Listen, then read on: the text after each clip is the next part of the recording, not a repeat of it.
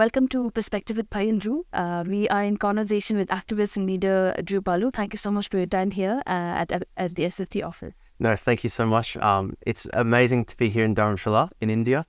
Such a beautiful part of the world. I've met so many amazing people so far. It was an honor to meet His Holiness the Dalai Lama, and it's so good to be here because it's really the center of the Tibetan activist movement. And, you know, this is what I'm trying to dedicate my life towards. So just meeting as many Tibetans as possible and making these new connections, it's really great. It's very thrilling to have you here. No, thank you. Yeah. So I'll just read out a short bio that I have with you. Drew is a political activist and one of the most well-known human rights advocates against the ongoing Chinese abuses. He has been a constant target for numerous threats from the Chinese side, but has remained resilient in his resolve for justice and human rights. Drew launched a political party called the Democratic Alliance in 2021 and ran for the Australian Senate in 2022 alongside 5 other candidates, including former Tibetan parliamentarian Khinzo Thungdala. Drew, let me just start with saying that we as Tibetans know you as a firebrand activist who has challenged the Chinese regime and extended your influence overseas at the risk of your own safety. Yeah. What fuels your commitment? What fuels my commitment? How? I believe very strongly in the equality of all human beings. I believe every human life is valuable, precious. I believe that just as His Holiness the Dalai Lama preaches, I believe that compassion is the most important value, that we should live our lives dedicated to servicing others.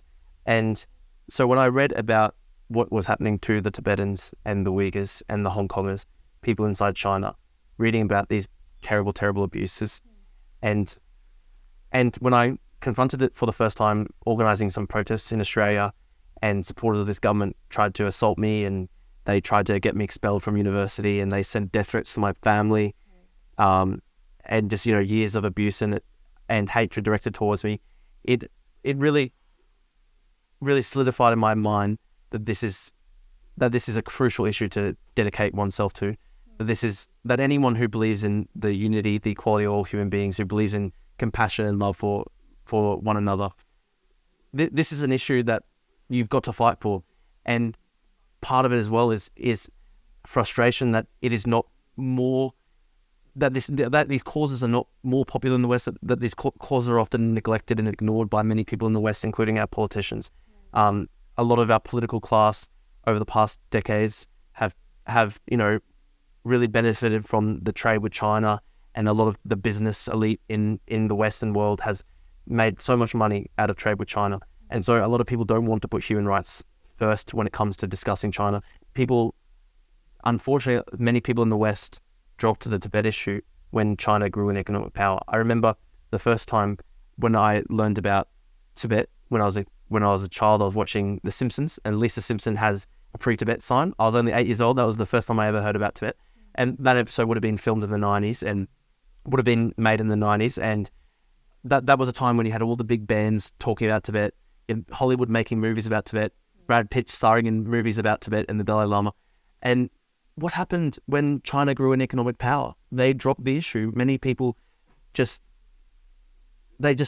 dropped it overnight, and they just went into silence. And for me, the hypocrisy of that, the frustration that people put money before human rights, I think that there's a special importance that many people in the West, I feel like there's a special need for people in the West, especially even Australians, because, you know, in a country like Australia where China is the largest trading partner, and everyone says that China is so important economically to Australia and we're so economically dependent on them, that's actually a bigger reason in my mind to dedicate yourself to fighting against human rights abuses in China. Because otherwise, in my view, you become complicit in these atrocities.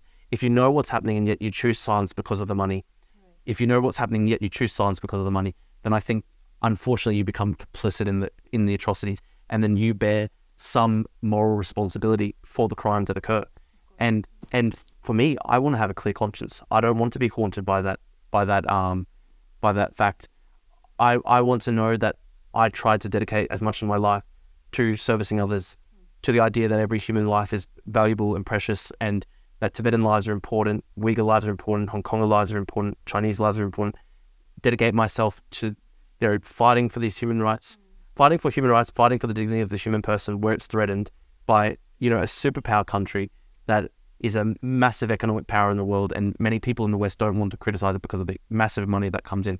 I want to make sure that I'm not part of the people who are complicit in it. I want to make sure that, we choose the side of justice. For me, this is about ideals such as justice. This is about justice, compassion, humanity, equality, freedom. Some of the most important ideals to humanity. And so, for me, it's crucial. I couldn't live if I didn't dedicate myself to this cause at this point. At this point, the cause sustains me. It's my life now. And if I couldn't live if I had to silence myself about this, because now my life is about this, and it's what sustains me. Servicing others, trying to support other people who are facing persecution. This is what I want to dedicate my life to. And I feel like I couldn't live if I had to stay silent, even knowing what's happening. I feel like I wouldn't be able to live according to my conscience, according to my ideals, according to my values. I feel like I'd be betraying everything so crucial to myself. I'd be betraying my soul almost. And so for me, I have to dedicate my life to these causes. Otherwise, it would be betraying my own heart and my own soul. Right. That is very inspiring, Drew. Speaking about human rights and justice, when you look at the kind of activism by minority groups and peoples against China in the last few years, we can see that there's a sense of alliance and collaboration among us. Yeah. So as a Tibetan, I think I would like to hear from you if you think this can bear different results. Yes, absolutely. I think the thing that the Chinese Communist Party fears most is the cross-cultural, cross-ethnic alliances that are beginning to form among these democracy activist opposition groups. The unity of Hong Kongers with the Uyghurs, with Tibetans, with ordinary people in China who are being persecuted by this government as well, because, hundreds of millions of people in China are also brutally persecuted by this government. I think the thing the Chinese Communist Party really, really fears is these types of alliances forming and emerging, because ultimately they want to keep people divided based on race, class, ethnicity, culture. They want to keep those divisions. They want to harden those divisions so that we won't unite and overthrow them. And when these different groups come together, crossing those cultural divides, is much more powerful. It is much more powerful. And this is the amazing thing that we're seeing over the past couple of years. Students for Free Tibet, working with Hong Kongers, working with Uyghurs, activist organizations all coming together to oppose the Beijing 2022 Olympics. The more that this cross-cultural, cross-ethnic unity occurs, the stronger the united move, the stronger we will be against the Chinese Communist Party. The more united we are, the stronger we are against the Chinese Communist Party. This is one of the most powerful organizations on earth, containing tens of millions of members. They spend billions and billions and billions each year on repression, on censorship, on keeping the Chinese people down, on keeping Tibetans and Uyghurs down, Hong Kongers down. They spend billions. We're going up against one of the most powerful organizations to ever even exist in human history. And so we need everyone we possibly can get. We need that unity. We need to have the Tibetans and the Hong Kongers and the Uyghurs and Chinese citizens all coming together. And that was actually the idea as well behind our party, Democratic Alliance in Australia.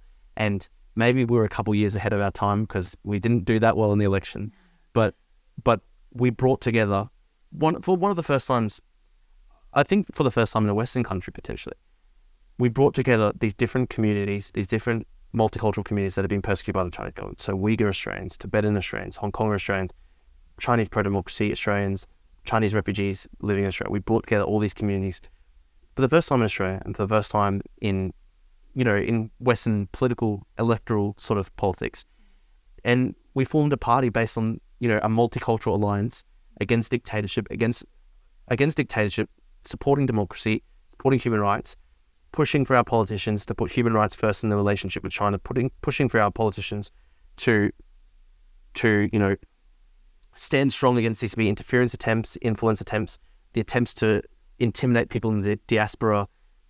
We were trying to form a political party that would bring together all these ethnic groups, all these cultural groups, these people who have all known oppression by the Chinese Communist Party, bring them together. And that's the idea behind the political party we formed. And I hope in the long term, the vision there can continue, bringing together those different groups. I think that's the future for the cause against the Chinese Communist Party. Bringing together all these different groups when we're working together, that is the future of the movement. And I think honestly it is what the Chinese Communist Party fears the most. And like I've been pretty unfortunately I've been pretty brutally targeted by the Chinese Communist Party over the past couple of years, and its supporters. A lot of death threats against my family, a lot of death threats against me. I've been assaulted in the streets, been arrested a couple times. They tried to throw me out of university. It's clear they really hate me. It's clear they really hate me. The Chinese Foreign Ministry spokesperson Zhao Lijian, he condemned me by name he was having an international press conference, and none of the journalists asked about me, but he randomly brought me up and said, and said I was bribed by Taiwan to lie about China. And the Chinese ambassador to Australia has denounced me. The Chinese ambassador to Cyprus denounced me because they found out my family history is Cypriot. And so it's clear they really hate me. And look, one of the things I always try and do in my activism is bring together these communities and work together with all these communities, like the Hong Kong community, the Uyghurs, Tibetans, forming these multicultural alliances. And we've been pretty successful at that, I think, in Australia. We've brought a lot of attention to the cause. And maybe it is because we're successfully starting to bring these groups together. Maybe that's one of the reasons they hate me so much. Because, I think when they go after you, it's almost like an index of, it's almost like an index showing that it's an index of your, effectiveness as an activist. And I think we've been pretty effective because they hate me so much. They go after me so much. And yeah, one of the things that I try to do most is work together in this cross-cultural way, bring together all these different communities. So you told me about the Chinese threats that you faced, your family has faced. Yeah. Could you tell us about the scale or the extent to which the Chinese government goes to, completely push you against? They've gone to amazing efforts to push me up against the wall. So I first got involved in this back in 2019. I was a 21-year-old. I was 20 years old. I'd never protested before in my life. I decided to have one protest at the university against the Chinese Communist Party, supporting Hong Kongers, Tibetans, Uyghurs. They sent 300, 400 Chinese students to come surround us, attack us. I got assaulted. I got punched in the back of the head while my back was turned, beaten up. They poured spit. They poured drinks with urine over us. This was the first time that they attacked me. Then in the aftermath of that, the Chinese consul general in my city, Zhu, he put out a statement endorsing the violence, saying that the people who attacked me were patriotic. Global Times, the Chinese nationalist newspaper run by the Communist Party, denounced me as a separatist. They put my photo up there, so I got thousands of threats and abusive messages. And they started putting out articles calling for my university to expel me. So the University of Queensland, they had a relationship with China that was worth about 200, 300 million Australian every year. So that's billions in the long term. 9,000 Chinese students each year, billions in the long term. And when the Chinese government started saying, expel Drew Pavlou because he is a troublemaker, he's racist, he's a rioter, they put out these articles in the Global Times and the Chinese state media. And the university then brought in some of the best law firms in Australia to try expel me because they didn't want to lose the income streams from China. And then after that, we had to fight that for months and months and months. They tried to expel me permanently from my university so that I'd potentially lose my education. In the end, I was suspended for 6 months. They hacked my emails, and I was talking to a Uyghur Australian about his history and his experiences being targeted by the Chinese Communist Party. My emails, the earliest day that we know my emails were hacked was January 6, 2021. They took his mum to a concentration camp January 9th, 2021. And we had that email correspondence there. We think his mum got taken to a concentration camp because he was speaking to me in Australia. And so many of my Tibetan, Hong Konger, Uyghur, Chinese dissident friends in Australia have had family members visited, have been followed even here in Australia, just because we work together. And it's a way to try and intimidate and terrify people. And things have gotten really bad this year in particular, maybe because this was probably the year where we were the most vocal. So, we campaigned really strongly for the missing Chinese tennis player Peng Shuai at the Australian Open and Wimbledon. We ran the political party, obviously, and we ran in the elections. I also managed to protest the Chinese ambassador's first public speech to Australia. We got 10 people into his event. Every 3 minutes we'd get someone up, protest. He got interrupted 10 times. So I think this year we were really active. We were really effective as activists and protesters against the Communist Party. And I think this is why, particularly in the past 6 months, as we're talking now, this is when things have really, really got bad. So stuff I was just talking about, you know, the attempt to try to get me kicked out of university, the way I got punched at my university and attacked, the death threats against my family, it's gotten 50 times worse this year. So I was in London back in July. I was holding a peaceful protest outside the Chinese embassy, had the Tibet flag, the Uyghur flag, the Tibet flag, Uyghur flag, Taiwan flag. We were just peacefully protesting, and the Chinese Communist Party, whether it was the Chinese embassy itself or support of the Chinese government, they somehow knew that I was going to be there that day, and they created an email address in my name, a fake email, so a fake Drew Pavlou email address. They used Proton Mail, which hides the IP address to make it secret. You can't track who makes the email address. And they sent in a bomb threat to the Chinese embassy, knowing that I was going to be there protesting. And so I got arrested. The British police treated me like a terror suspect. I was held for 24 hours. They took my DNA. They wouldn't let me talk to a lawyer. They wouldn't let me talk to the Australian High Commission. They actually held me in secret. They held me incommunicado, treated like a terror suspect past midnight. So I was in a cell for a whole day. In the end, I got stranded in the UK for 4 weeks because they were threatening to arrest me at the border if I tried to leave. And unfortunately, this case is still ongoing. 4 or 5 months later, they're still saying we might charge you with a bomb threat, which would be 7 years in prison. And we all know, and it was so obvious that I got framed. And I'm begging I begged the British police, go to Proton Mail, ask them for the IP addresses. You will see it wasn't me. You'll find the real culprit, but they won't. And I think potentially the problem is the Met Police in the UK, they work a lot with many of these Chinese United Front groups that are controlled by the Communist Party, and potentially there is influence operation taking place. Potentially there are influence operations taking place. Charing Cross Police Station, the police station that kept me for 24 hours, kept me in secret, wouldn't let me talk to lawyers, wouldn't let me talk to the Australian High Commission. Charing Cross Police Station works with the London Chinatown Association very extensively. The London Chinatown Association, all the top figures that lead the London Chinatown Association are also United Front figures that lead groups like the Council for the Reunification of China, the top United Front body in the UK, connected with a lot of triads and Chinese Communist Party supporters. And the Met Police has a really extensive history. Charing Cross Police Station, the one that took me, they have a really extensive history working with London Chinatown Association. Potentially there's an influence operation taking place. I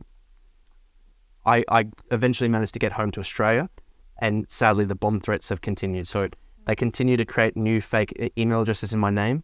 They send out bomb threats they sent bomb threats to the Brisbane Chinese consulate. They sent bomb threats to my dad's business, sent bomb threats to random businesses across Australia and across Brisbane. And this was horrible because every time I would frantically have to call up the police and explain to them what was happening so that I wouldn't get raided. I was scared that I was going to get raided. Like this is what they're trying to do. Like they're trying to impersonate me for these bomb threats so that the police will raid my home and arrest me, and my life will get turned upside down. This is what they're trying to do. And they even sent fake bomb threats in the name of my brother. My brother plays college soccer in America. He's not political at all. If you asked him who Xi Jinping is, he wouldn't even be able to tell you probably. But they sent bomb threats in his name in America, trying to get him arrested in America. Insane. And as I talk to you now, this is actually the worst it's ever gotten. The past 3 days, they've sent out email addresses. Again, always using Proton Mail, which hides the IP address. You can't tell who's creating these emails. The past 3 days, they've created bounties. So they're saying, we'll put $50,000. They're saying, we will pay whoever kills Drew $50,000 US. And then today they put out, no, this was yesterday, they put out another one that said, we'll pay $50,000 US for each family member of Drew's that you kill. So they were saying, kill Drew, you get $50,000 US, kill his dad, $50,000, kill his mum, $50,000, kill his brother, $50,000. This is what they're trying to say. It's scary. And today, even 2 hours before we're talking, I mean, I meet with His Holiness 8 a.m. and it was beautiful, amazing experience. And then afterwards we go and get breakfast.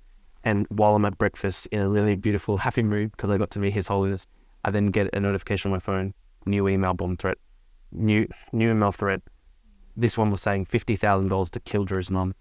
And then another one was saying, here are the instructions for how you should torture Drew before you kill him. They're saying, we'll give anyone $50,000. We'll pay $50,000 to anyone who cuts off Drew's limbs, cuts off Drew's eyelids, cuts off Drew's arms, pulls out his teeth, and beheads him. And I know these are empty threats. I know there is not a real danger to my life. I know I think they're just, it's the same person behind the bomb threat in London. It's the same person now doing this as well. And I think it's probably just supporters of the Chinese government. And I think they don't actually have the capacity to carry out these threats. But still, it's pretty scary. And my family in particular have been really scared. So but they say, why don't you stop your activism? You're putting the family at risk. They've been really upset. And it obviously really pains your heart when your family members are suffering because of you. Even though it's not my fault, even though this is the work of a very cruel and evil government, you still feel the guilt, you still feel the pain. And this is unfortunately what the Chinese government does. They act like mafia, they act like gangsters. They always go after the family members of Tibetans, of the Uyghurs, of the Hong Kongers, of Chinese dissidents. They always go after family members. Always, because they often know, go after the activists themselves. The activists won't care. They're willing to die for the cause. But if you go after their family members, the innocent family members, that's what will cause them pain and grief. This is what they try to do. It's like the mafia. It's like criminals, gangsters. And this is the current horrible situation I'm dealing with. And it's hard because these things are happening while I'm traveling, while I'm in India. Yeah. And it's scary because I'm hoping that I stay safe. I'm hoping that these are just empty threats, but you never know. You never know. And it's scary. So these are the lengths they go to just to go against me. Really try push me up against the wall, try destroy me, try suffocate me. Even the other night, when I was in Australia last, I visited Parliament House to try and meet with politicians. I got invited by these politicians to meet Senator James Patterson and Peter Khalil MP, two MPs and senators who are on the Intelligence Committee. They deal with a lot of Chinese Communist Party interference, threats, intimidation. They invited me to meet. I went to meet them. While I was in the Parliament House, they sent a bomb threat in my name, and the Australian Federal Police didn't understand, and they actually tried to. They asked me to leave the Parliament, and they brought police, and they were threatening to arrest me, but I didn't leave. This is what the Chinese government's trying to do. They're trying to make it impossible for me to be an activist. Trying to make it impossible for me to, lobby politicians, work. I ran for Parliament, and then now they're saying you can't be in the Parliament because, the bomb threats. And even before I've testified before Parliament. I was invited to testify before the Australian Parliament to discuss the University of Queensland's attempt to try expel me. So I've actually talked to the Parliament before, and now they were saying you can't be here because of these threats they create in my name. So I think all these threats are also getting more ridiculous. Getting more ridiculous. As you become, more powerful in the sense that you're, running for Senate. Yeah. So you're right. From being an activist to a politician, do you think that being in politics can bear more results than being an activist, or do you think the line between activism and politics has been blurred more than ever before? Good question. It's interesting because when I was running for politics, I never ever thought of myself as a politician. I just saw myself as an activist who was running for politics. So I just didn't necessarily change my style. Whether that was a good thing or a bad thing for my chance of getting elected, I'm not sure. Maybe someone will say it's a bad thing because I didn't get elected. But, when we formed the party, I was the youngest person in Australian history to form a political party. We didn't have much money. We didn't have much, resources to our name. So, we didn't expect to win.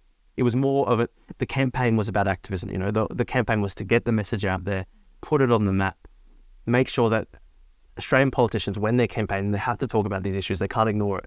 Because we knew that a lot of these politicians, they don't want to talk about China. They don't want to talk about human rights abuses. So part of it is, the political campaigning, it almost overlaps with the activism. The campaigns that we ran for Parliament, they were a form of activism. And it's difficult because I think a lot of the politicians, naturally, they don't care. That's the sad reality. A lot of the politicians, naturally, they don't care. It's sad. Every year, the Australia-Tibet Council, they have the Tibet Lobby Day. It's a very important thing. The Australia-Tibet Council does really good work. And every single Tibetan that takes time out of their busy schedule to go to the Parliament and lobby MPs, they're doing such important, great work. They're doing good things. The problem is, the Tibet Lobby Day, every year it happens. And the politicians will take the photos of the Tibetans and say, we met with them, we support you, and there's no action. They just, it's almost like the politicians treat it like a tick the box exercise. We meet with these people and that's enough. But it has to be more than that. It's more than just meeting with them. We need the politicians to take action. Like, there are a number of things that the Australian government can do. One, reciprocal action for Tibet.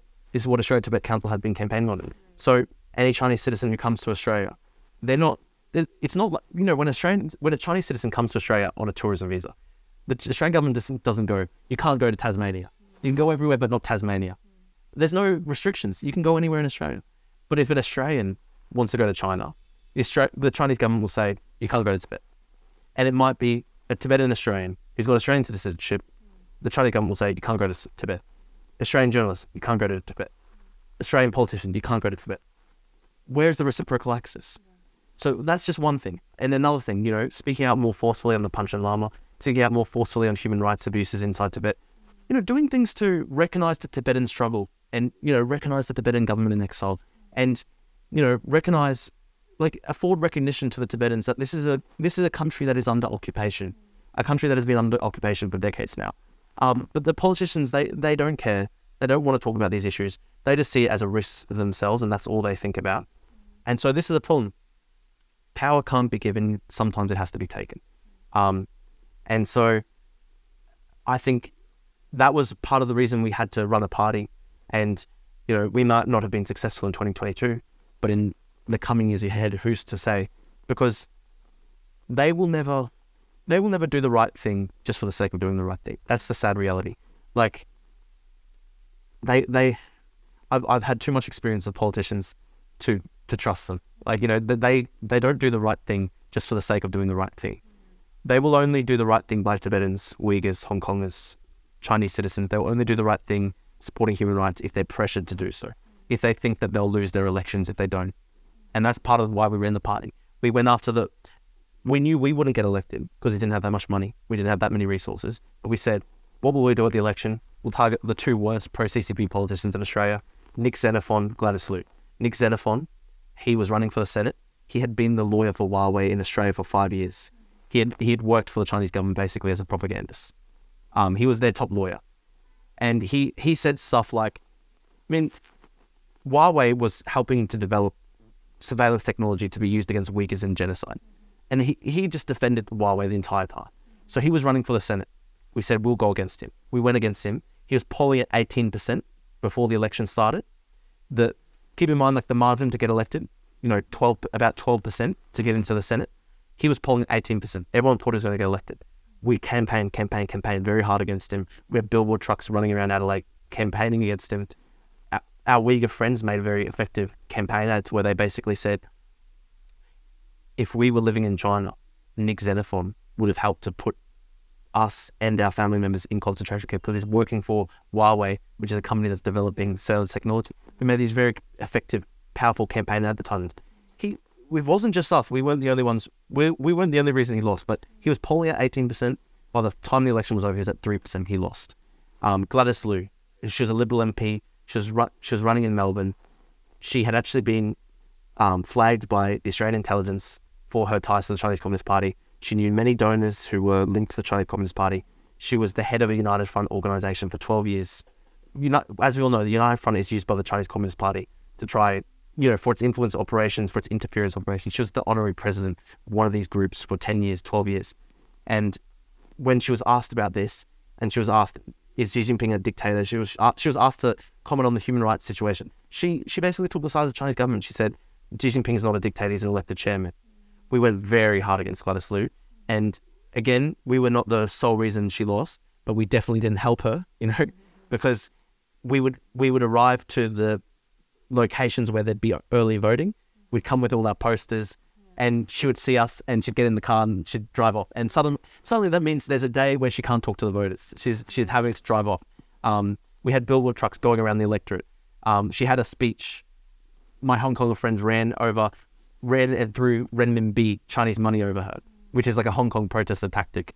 And yeah, she lost. Again, it was not we weren't the only reason she lost. There's a lot of complex reasons at play, but we definitely didn't help her campaign. And so, you know, that was an example of us trying to take matters into our own hands, trying to say, well, the politicians won't help us, so we'll try target the two worst in Australia, and the two worst lost. And we did that with very small budget, with a very small operation. We were pretty effective as an attack team. And so that was an example of how, you know, you can effectively take activism into politics. And I think long-term, my goal is to be involved in politics and parliament, because I really want to affect change. I really want the government to change its policy. I really want to be able to use that platform to speak up for Tibetans, Uyghurs, Hong Kongers. You know, sadly, these issues are not really raised in the Australian Parliament. I would love to, I want to get in there because this is my passion. I want to dedicate my life to it. You know, even just trying to wake Australia up to the threat of the Chinese Communist Party, getting people to realise that this is one of the most brutal governments on earth and we can't just keep trading with them forever. This is something that I find so important, and I want to dedicate my life to it. However long it takes, you know, and even if I never get elected to politics, I'll always be an activist. I'll always be campaigning with issues. So you just talked about China and its military and economic might. So we all see if Chinese military might as you know, undefeatable force. But even so, you know, you have been trying to challenge the big regime. So you are an activist, and you've been able to poke and irritate China on numerous occasions. This is quite like the David versus Goliath situation, if I can, you know, if I may say so. What do you think of the Chinese region, Chinese government, politics from perspective of an opponent? Listen, I don't think that the Chinese government is unconquerable. I don't think it is an impossible task. People thought that the Soviet Union would be around forever. And one night over, you know, and almost overnight, you know, the Berlin Wall fell, the Soviet Union disintegrated. The thing is, I think, with dictatorship and fascist regimes, and I do think this is a fascist regime, you know, it's officially Marxist-Leninist, it's a Leninist party. But if you look at, you know, the rhetoric, it's all about Han racial dominance, racial supremacy, blood and soil, destroying the enemies of the Chinese nation, the splittists, the separatists. It's all about trying to dominate the ethnic minorities and subsume them into the Chinese imperial project. It's a very fascist regime. And I think with all fascist regimes and dictatorships, they're ultimately quite fragile in many ways. No matter how many multi-billions the Chinese government will spend every single year on repression, censorship, its vast repression apparatus, no matter how much money it spends on it each year, it's the very nature of a dictatorship and the regime is that it undermines itself. When there's no outlet for dissent, even the smallest protest, the smallest acts of resistance become a threat to the regime itself. So in a country like Australia, a democratic regime, you can go out into the streets and say, down with Anthony Albanese. And it's not going to bring down the Australian government won't care. They're not going to regard it as a fundamental existential risk to the state. But if someone does that inside China, because everything is so censored, one person goes out into the street and says, stand down with Xi Jinping, like the Beijing bannerman. Look at how that inspired people all across China. The protesters in Shanghai, the protesters in Beijing against the COVID-0 lockdowns, they were chanting the same slogans that were used by the Beijing bannerman, one lone protester.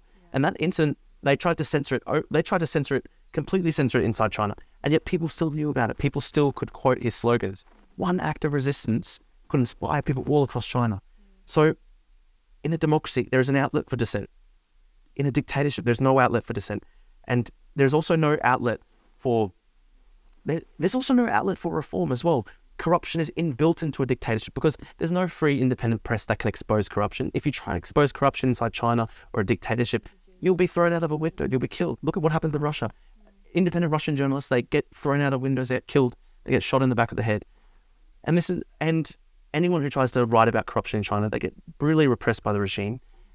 Anyone who tries to protest, try to take on corrupt officials, they get regarded as enemies of the state and they get persecuted. And so it's very hard. You can't reform the system. The corruption builds and builds and builds. Xi Jinping will say that he's got this big anti-corruption campaign, but we all know that the anti-corruption campaign that Xi Jinping has led is really just a political purge. It's just an attempt to build his own power. Because even the other day we saw the head of his anti-corruption task force was found to be corrupt himself. Xi Jinping, he's leading the anti-corruption campaign, and yet he had family members who've taken billions offshore. His cousin was one of the Crown Casino high rollers in Australia, spending millions and millions of dollars at the casinos in Australia. Where's the money coming from? So we know even Xi Jinping's family itself is corrupt. There is no anti-corruption inside China because there's no independent journalism. There's no ability to voice dissent. No ability to protest. There are protests inside China, but you can't go against the regime itself. And even the localized protests, even the protests against local corruption, even they get brutally repressed. And so I think the nature of a regime like this, because there's no outlet for dissent, there's no outlet for pushing back against corruption, the regime ends up decaying, and it always falls into crisis. It keeps on having these recurrent crises, and then the regime has the problem, or the economy is starting to fall apart because of corruption, because of inefficiencies. What do we do to keep the support of the people? And then that's when they start drumming up the nationalism, the racism. That's when they start trying to provoke wars. And this is what Xi Jinping has been doing over the past couple of years, because the economy is slowing down now. He's lost support because of his handling of COVID. And that's why I think they send Chinese troops to kill Indian troops at the border. They build military bases in the South China Sea. Every day they're threatening to invade Taiwan. They're brutally repressing the Uyghurs and the Tibetans. This is the nature of the regime. It has to export the crises. It goes into these nationalist, racist directions, these aggressive directions, because they have to try and secure their support from eroding among the Chinese people. And when they do that, that's when it's just solidifying their overall demise.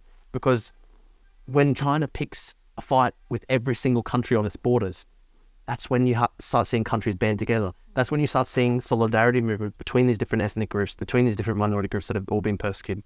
That's when the Hong Kongers and the Uyghurs and the Tibetans all join up. Like the overreach brings about its own downfall. And so I don't think that the Chinese Communist Party is impossible to beat. I actually think in many ways it's actually quite fragile, because any regime that has to spend billions and billions and billions of dollars every year to avoid people even just mocking the leader online, that is a fragile regime. I mean, every day in America or Australia, you'll get mockery of the Prime Minister or the President. And there's no threat that the regime will collapse because of that. There's no existential threat to the regime when someone mocks the leader. But the Chinese government does view it as an existential threat to the regime when someone mocks Xi Jinping. Why else would they spend so many billions, trying to stop it? Why would they so brutally repress anyone who even just jokes about Xi Jinping, mocks his appearance, etc.? Why do they send people like that to prison? They view it as an existential threat. And so they sow the seeds of their own downfall.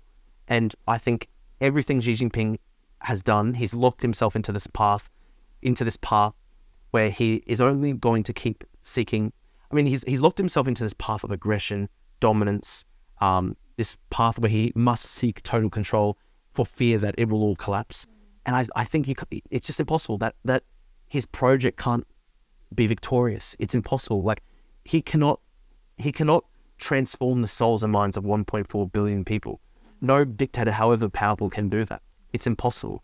And you see this, the more Xi Jinping tries to seek eternal power, the more the protests are starting to happen in China. So when was the last time you saw Chinese citizens take to the streets and call for the removal of the top CCP leader? And even the CCP leader, it doesn't happen. It's happening now under Xi Jinping.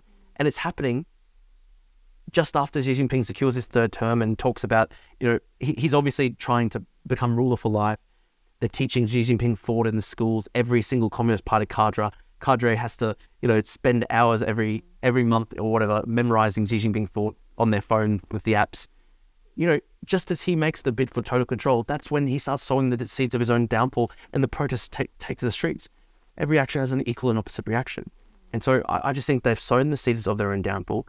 There's a fragility to the regime. It's very fragile. If they're threatened by 1,000 people going out into the streets of Shanghai and saying down with Xi Jinping, then that is a fragile regime. If 1,000 people go out into the streets in Australia and say, down with Anthony Albanese, there's no one's worrying no one in the Australian government's worrying about the Australian government falling apart. But in China, they worry about the Chinese government falling apart. Even if you have 1,000 people in the street, that demonstrates fragility. They spend so many billions every year on repression because they're fearful. They know they don't have the underlying legitimacy. They don't have the underlying consent of the people that they govern. And so that, I think, makes the regime fragile. I don't think they can win. I don't think they can win in the long term. No matter how long it takes, they will fall apart. Down. Yeah. So, Drew, my last question to you. Sorry if I speak too loud. Yeah. So my last question to you is about your personal visit here in Dharamshala. Yes. I believe that this is your first time, and this morning, as you already said, you met with His Holiness Dalai Lama here at the SFT office to meet with activists. Yes. So, what has your experience been like with Tibetans, and what is the general idea of the Tibetan struggle so far? Yes. Well, firstly, I just have to comment on the hospitality of the Tibetan people. It's always such an honor because I always feel really welcomed, and it's a really nice feeling. And sometimes I get a lot of hatred and abuse in my activism. Like, every day I'm getting 400, 500 comments going, Drew's racist, Drew's evil, Drew's blah blah blah. Like, all the CCP 50 Cent army. I get a lot of hatred every day, and so the welcome of the Tibetans and the support of the Tibetans, it does mean a lot to me. I'm inspired.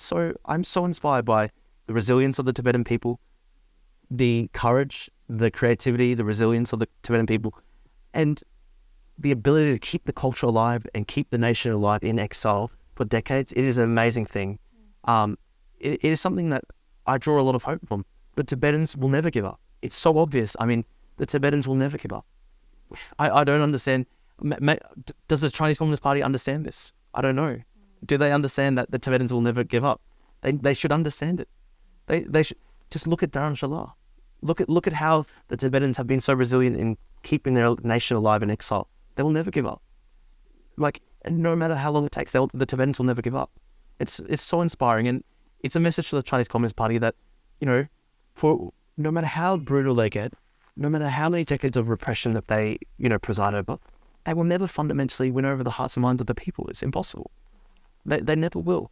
And so, I mean, it's tremendously inspiring just to witness, the everlasting commitment on Tibetan, the refusal to back down in the face of this government. It's an incredible thing. Because, across the world, we see politicians who bow down to the Chinese dictator because they want trade access to China. We see people, silence themselves because they fear Chinese government backlash, they fear economic backlash. And then you look at the Tibetans who, for decades, they have remained resilient, resourceful, courageous, keeping their nation and culture alive for decades. I mean, it is an example to anyone who believes in freedom, humanity, equality, democracy, justice. Anyone who believes in these beautiful ideals, look to the Tibetans, look to their example over the years, and it inspires anyone. It inspires anyone. So, I'm blown away, and it is incredible just witnessing the inspirational resistance of the Tibetan people. And I've loved Dharamshala. It's a beautiful little town. The mountains are so beautiful. The scenery is so beautiful. Honestly, I'd encourage anyone who I'd encourage more people to come here. Even just for tourism purposes. It's such a beautiful place on earth. I mean, I was so glad that I know about Dharamshala through the Tibetan struggle and stuff like that, because just so beautiful. I mean, just even looking out the window right now, beautiful mountains. You see monkeys walking past. It's incredible. It's so beautiful.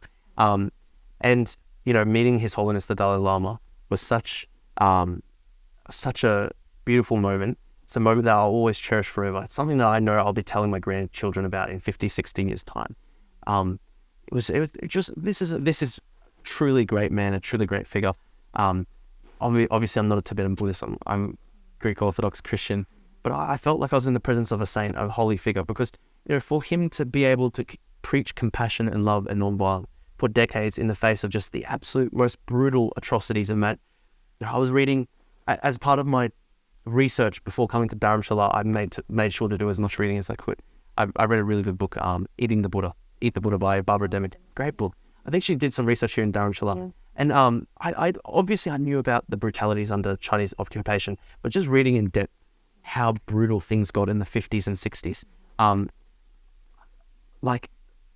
20% of the Tibetan population just disappearing. people disappearing into prisons, never being heard from again, the mass executions, the torture, the brutal destruction of cultural heritage.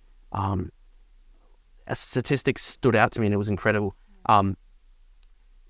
More Tibetans died during that period than Chinese died under Imperial Japan during the brutal rape of Nanjing, the brutal sack of Nanjing, just the worst atrocities imaginable by the Imperial Japanese Army. Hundreds of thousands were murdered in that. And China still, to this day, insists on apologies for this brutal massacre, as they should. It was a terrible, terrible, cruel massacre. But I did not know, before I read this book, that more Tibetans died during this period at the hands of the Chinese Communist Party than people died during the rape of Nanjing. I mean, everyone across the entire world knows about the rape of Nanjing as one of the worst atrocities in World War II, in fact, one of the worst atrocities in human history. And yet more Tibetans died at the hands of the Chinese government in those years, in those first years of occupation, than died in the rape of Nanjing. So to understand that, it becomes very clear. It was genocide. It's complete genocide. It's an attempt to destroy the Tibetan people, destroy their culture, to try and destroy them as a people. And for the Dalai Lama and for the Tibetan people to still be committed to non-violent action, still be committed to compassionate ideals. I mean, I was very fortunate that I got to ask His Holiness a question when I met him. I asked him, how do you avoid having hatred in your heart for, this very cruel and brutal enemy? And I'm third, fourth. And His Holiness just said, you've got to have compassion for all human beings, because, hatred corrodes your own heart as well. And it's a beautiful message. And for His Holiness to still preach that through decades of brutal repression, for the Tibetans to, be an example of peaceful, non-violent resistance, compassion, for the Tibetans are demonstrating to the entire world, commitment to these beautiful ideals: humanity, democracy, justice, equality, freedom. And it is such an inspirational thing. And to me, I will never forget it. I will never forget that meeting with His Holiness the Dalai Lama. Those words he said to me, and the courage of the Tibetan people will continue to inspire my activism. And I've made a pledge that I'm going to basically dedicate my entire life to this cause. The Free Tibet cause, Free Hong Kong cause, the Free Uyghur cause, freedom for China. I'm dedicating my life to this until the repression, the brutality, and the genocide stops, no matter how long it takes. And so, we hope maybe one day, maybe next year, the Chinese Communist Party will fall. Let's hope. But if it takes 50 years, if it takes 100 years, the message that His Holiness said, imparted to me when I met him this morning, that's a message that I'll take with me for the next 50, 100 years in this struggle. The importance of keeping compassion in your heart, not to sink to the level of one's enemies, to try and break the cycle of violence and hatred. That is something that is very beautiful. And I will try and keep that message in my heart for however long it takes in this course, in this long battle ahead. It's an amazing thing. So, on that note, I thank you for giving us your time. No, of course. Thank you so much. Oh, thank you so. Thank you for your time. Thank you, and thanks for having me on. It's really fun. Thank you so much.